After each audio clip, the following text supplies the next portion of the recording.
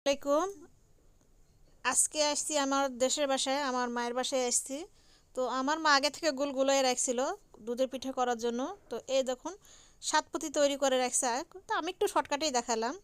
এখানে দুধ আর হচ্ছে কুসুরের গুড় দিছে।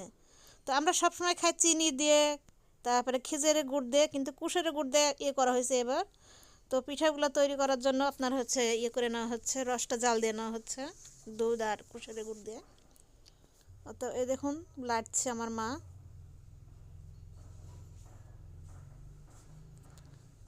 লাড়াচাড়া করার পরে দেখুন নারকেল দিয়ে দিল।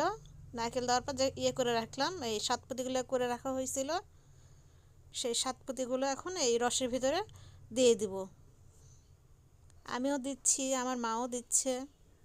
তো এটা হচ্ছে গ্রামের বাসায়। তো তো গ্রামে অত দুধ পাওয়া যায় না, এখন খুব কম। তো অত দুধ দিয়ে না, দুধ কিছু দিছে, কিছু পানি দিছে, দেওয়ার পরে তো কুসুরের গুড় দিয়ে যা রসটা তৈরি করছে। তো আপনারা না খেলে বুঝতে পারতেন না, এতদিন খাইছি কিন্তু এই পিঠাটা যে এত মজা লাগছে আমার, তো বলার মতন না। আপনারা একবার হলেও ট্রাই করে দেখবেন কুসুরের গুড় দিয়ে পিঠাটা খাইতে। তো কুসুরের গুড়ের পিঠাটা অনেক মজা। এই দেখুন। এই তো ভিউয়ার্স, এ পর্যন্ত ভিডিও আমার।